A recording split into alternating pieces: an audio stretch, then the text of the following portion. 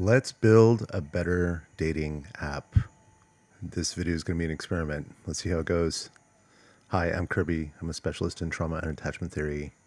And today I'm going to do a wild experiment and explain to all of you what I see in the dating environment out there, especially in the feedback that's coming to this channel massively over the past month, and share a dream with you. And hopefully, this will fall upon the eyes of someone who shares the same dream and wants to start a business to build a better dating app. So, this is my idea.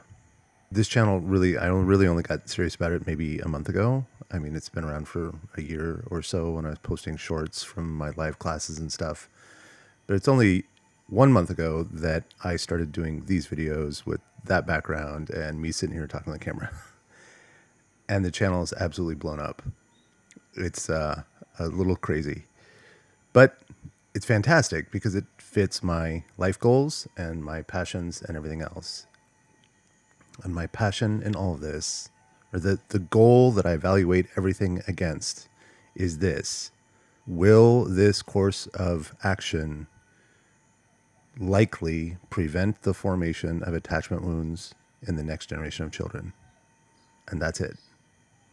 And so I work backwards from that.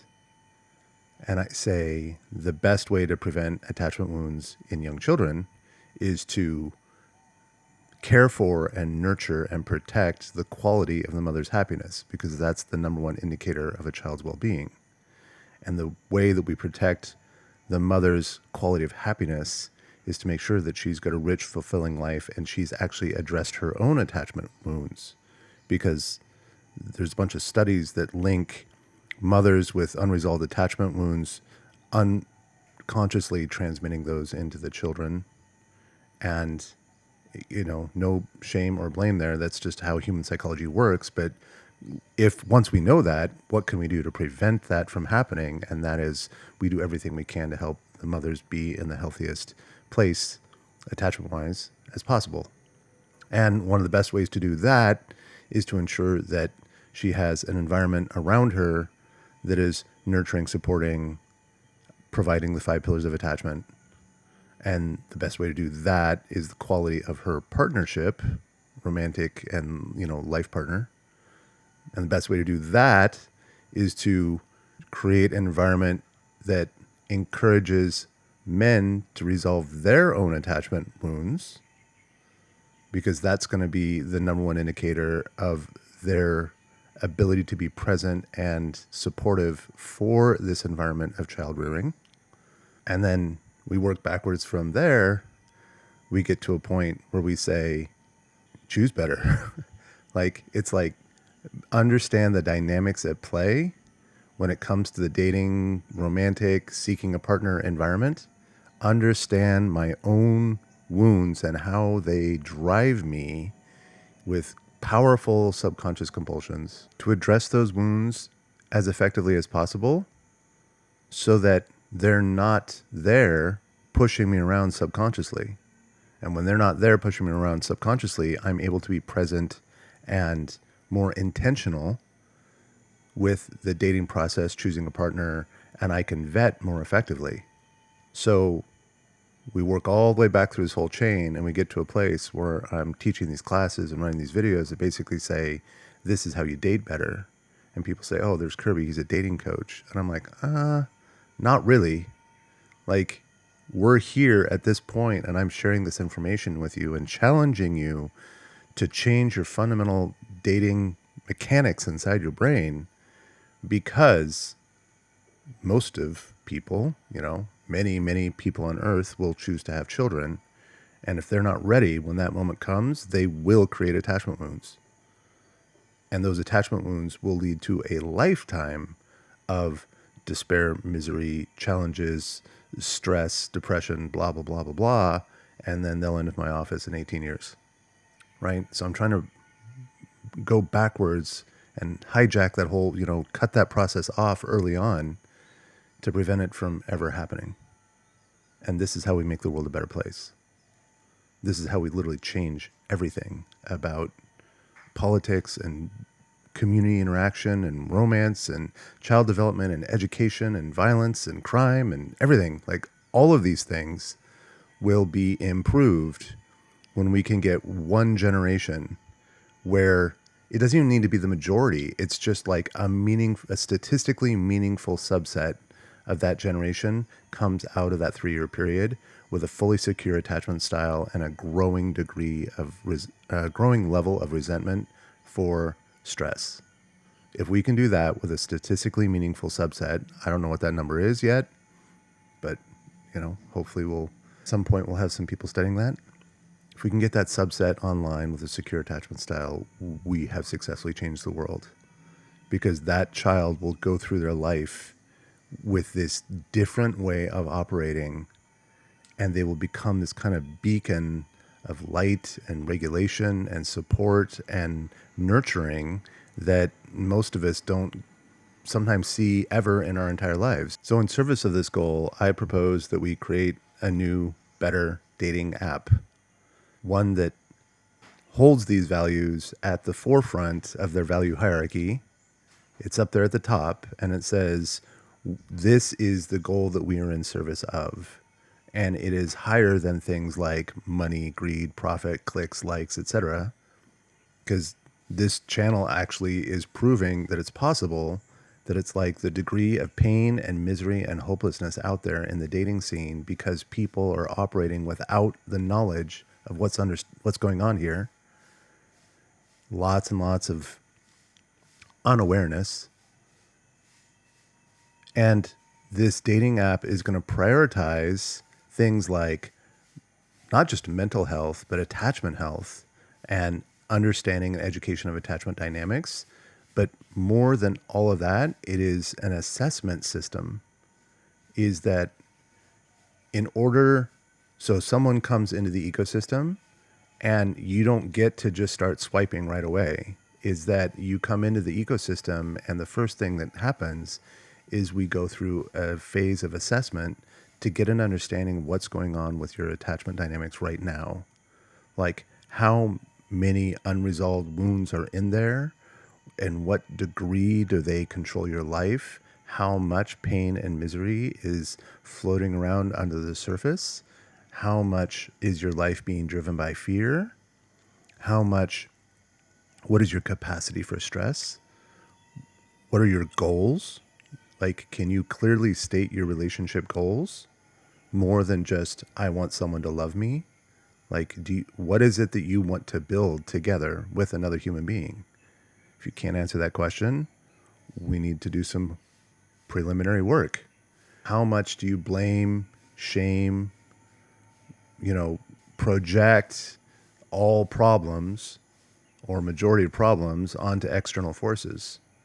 That's one of the biggest red flags there is in relationships. And I don't see any system or dating app or even dating advice really focusing on that one issue. So in this ecosystem, a person comes in with their membership fee and everything else, and it's basically like, we have to understand who you are and basically the forces inside you that are driving your behavior patterns, so that we know what you're bringing to the table, what you're pursuing, and how to better match people. And what we're doing there is we're creating a filtering mechanism that it's not excluding. The goal is not to exclude the people with the most unfortunate wounding or let's say, behavior patterns that are very low compatibility with healthy relationships. We'll just say it that way. So it's not like, oh, you people are evil, bad, avoidant, out, whatever. It's like, no, come in, and we have the knowledge and assessment capabilities to understand what's going on inside you and what you need to move into a better place. And then they come into the assessment pattern, they go through the assessment, and then from that assessment, they're either directed to the general dating pool because they have been approved, or they're directed to an entire fleet of support staff, therapists, coaches, whatever, right? Modalities. So you come into the dating pool or you come into the ecosystem of the app, and then we go through an assessment and we say, oh, we can see that you score very high on anxious behavior patterns.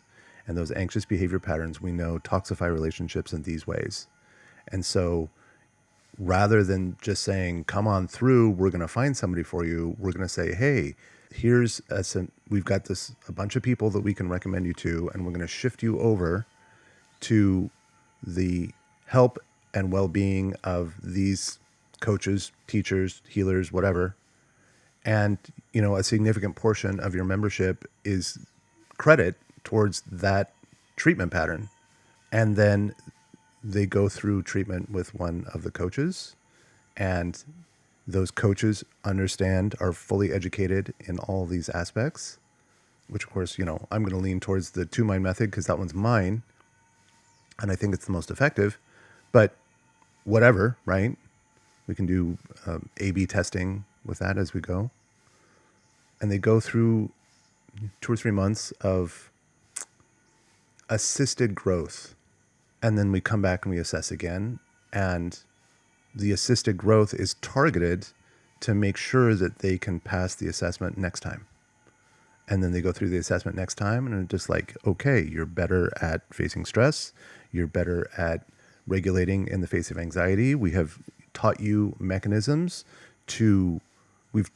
we've taught you how to face your fear at least once. And then you'll take that knowledge and use that for future. And then they can assess successfully and then get into the dating pool, but they can also maintain their ongoing relationship with the coach. And so the coach is just like, my job here is to help you make it through the next assessment so that you can be in the dating pool and present in a healthier way. And this is just the beginning. Like, maintain this relationship, maintain these mechanisms, let's keep working on this stuff for as long as you need.